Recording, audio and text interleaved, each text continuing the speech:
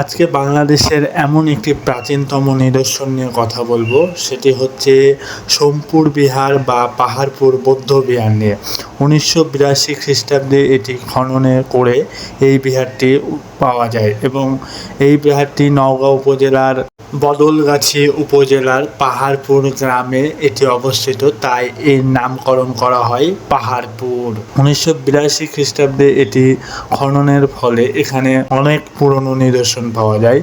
বিভিন্ন মাটির পোড়া মাটির ফলক, রৌপ্য, তামা, ব্রোঞ্জ ইত্যাদি অনেক কিছু উৎপাদন এখানে অনেক কিছু পাওয়া যায়, যা এখনও এখানে লিপিবদ্ধ রয়েছে এর প্রতিটি দেওয়ালে। এবং এইখানে একটি বড় মাটির ফলক পাওয়া যাচ্ছে এবং মাটির মূর্তি রয়েছে এখানকার জাদুঘরে। হ্যালো গাইস, আসসালামু আলাইকুম। আমি সাব্বির। আপনারা সবাই কেমন আছেন? বেশ কিছুদিন আগে চলে গেছিলাম নওগাঁ জেলার বদলগাছি উপজেলার পাহাড়পুর দেখতে। আমরা সকাল 9টায়, আমি আর আমার বন্ধু সাইমন এবং সাথে একটি ছোট ভাই ছিল, এবং আমরা চলে যাই পাহাড়পুর গ্রামে পাহাড়পুর দেখতে। নওগাঁ জেলাটি খুবই সুন্দর। এই যে বিলের ভিতর দিয়ে একটি রাস্তা, চারিদিকে শুধু ধান ক্ষেত, এবং ওয়েদারটাও খুব সুন্দর। প্রকৃতি দেখতে দেখতে চলে যাচ্ছিলাম, এবং সেদিনকে একটু বৃষ্টি হচ্ছিল। সেই সুন্দর ওয়েদার, ভিজা ভিজা রাস্তাঘাট, খুব সুন্দর লাগছিল আমাকে দেখে ওয়েদারটি। এবং বাসে অনেক মানুষ ছিল, এবং আমরা যেতে যেতে প্রায় আমাদের দুপুর 1টা বেজে গেছিলো পাহাড়পুরে, কারণ রাস্তায় অনেক লেট হয়ে গেছে। লোকাল বাসে যাচ্ছিলাম, প্রত্যেকটা মোড়ে মোড়ে তারা দাঁড়াচ্ছিল এবং যাত্রী তুলছিল। এবং আমার বন্ধুকে টিকিট কাটতে পাঠিয়ে দিই, এবং সে লাইনে দাঁড়িয়ে টিকিট কেটে নেয়। এবং এখানে টিকিটের সমস্ত মূল্য নির্ধারণ করা আছে। দেশি পর্যটকদের জন্য 30 টাকা, বিদেশি সার্কভুক্ত পর্যটকদের জন্য 500 টাকা, এবং সার্কভুক্তের বাইরে যারা আছে তাদের জন্য 200 টাকা, এবং শিক্ষার্থীদের জন্য 10 টাকা, এবং প্রাথমিক স্তর পর্যন্ত বিনামূল্য করা আছে। যে আমার বন্ধু টিকিট পেয়েছে তো মহা খুশি, সে তো মনে হচ্ছে যে সোনার হরিণ পেয়ে গেছে। তার হাসি দেখে মনে হচ্ছে। এবং আমরা ভেতরে প্রবেশ করি। পাহাড়পুরের বর্তমানে কাজ চলছিল। 2023 সালে এটিকে সংস্কারের উদ্যোগ নিয়েছিল সরকার, এবং এটি অনেকটাই সংস্কার হয়েছে। রাস্তাঘাট, বাগান, বিভিন্ন ফুলের গাছ রোপণ করা হয়েছে, এবং অনেক ব্রিজ, অনেক কালভার্টের ভেতরে নির্মাণ করা হয়েছে, এবং এটি অনেকটাই সংস্কার করা হয়েছে। এবং এটা আমার ছোট ভাই। এবং এই যে এই ব্রিজটি নির্মাণ করা হয়, এবং এই ব্রিজের প্রতি একটি অ্যাঙ্গেল দিয়ে এটিকে সুন্দরভাবে তৈরি করা হয়েছে। এবং এখান থেকে পাহাড়পুরের যে মন্দিরটি আছে, এই মন্দিরটি আপনারা পুরোপুরিভাবে দেখতে পাবেন।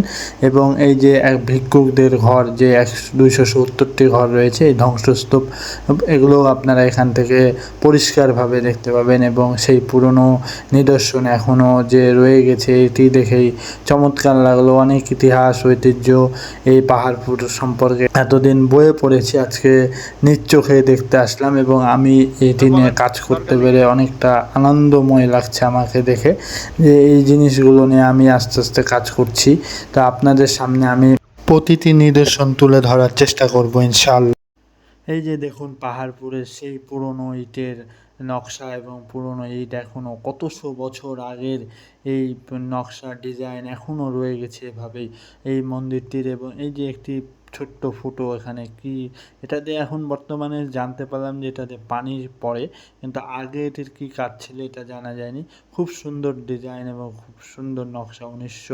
আজ থেকে 1200 বছর আগের এই পুরনো ইট এখনও রয়ে গেছে, এবং এটি মাটির নিচে ধ্বংসস্তূপে পড়ে গেছিলো, এবং সেখান থেকে এটি পুনরায় সংস্কার করে এই মন্দিরটি বের করা হয়। ধর্মপাল রাজা দ্বিতীয় সেনের সময় এটি খনন করা হয়, এবং এটি সেভাবে রয়েছে। এবং এটিতে বিভিন্ন বিদেশ থেকে বিভিন্ন পর্যটক এখানে আসে। দেশি বিদেশি পর্যটক এই পাহাড়পুরটি দেখতে আসে, এবং বাংলাদেশের বিভিন্ন শ্রেণীর ইতিহাস বা সমাজ বইয়ে এই পাহাড়পুরকে তুলে ধরা হয়েছে। খুব চমৎকার একটি নিদর্শন, ঐতিহ্যবাহী একটা সুন্দর স্থান। আমরা এখানে ঘুরতে এসেছি, ঘুরে অনেক ভালো লাগলো। অনেক পুরাতন নিদর্শনগুলো আমরা দেখতে পেলাম আর কি, আর অনেক কিছু আছে। এই যে এখানে বৌদ্ধ ধর্মের বিভিন্ন দেশের বিভিন্ন ভিক্ষুকরা এখানে এসে তারা শিক্ষা গ্রহণ করতো এবং তাদের জন্য এখানে ঘর নির্মাণ করা হয়েছিল। প্রায় 270টি ঘর এখানে নির্মাণ করা হয় এবং তাদের থাকার জন্য, এবং তারা এখানে থেকেই তারা শিক্ষা নিত এবং তারা অনেক বছরের পর বছর এখানে তারা থাকতো। আজকে আমরা চলে এসেছি পাহাড়পুর বৌদ্ধ বিহার। এতদিন বইয়ের ইতিহাসে বইয়ের পাতায় পড়েছি, আজকে নৃত্য হয়ে দেখতে আসলাম এই ইতিহাসগুলো। চমৎকার লাগলো, পুরনো নিদর্শন, সব পুরনো ইট পাথর সব কিছুই দেখা যাচ্ছে, খুব সুন্দর একটা দৃশ্য। ধন্যবাদ।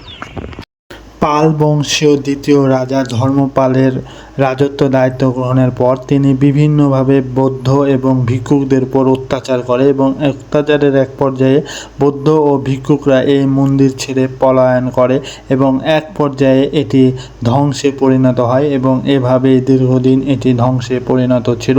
তো গাইস, ভালো থাকবেন, সুস্থ থাকবেন, আবারও দেখা হবে পরবর্তী ভিডিওতে এবং বাংলাদেশের সব পুরনো প্রাচীনতম ইতিহাস ও ঐতিহ্য নিয়ে আবারও আসতে পারি। আল্লাহ হাফেজ।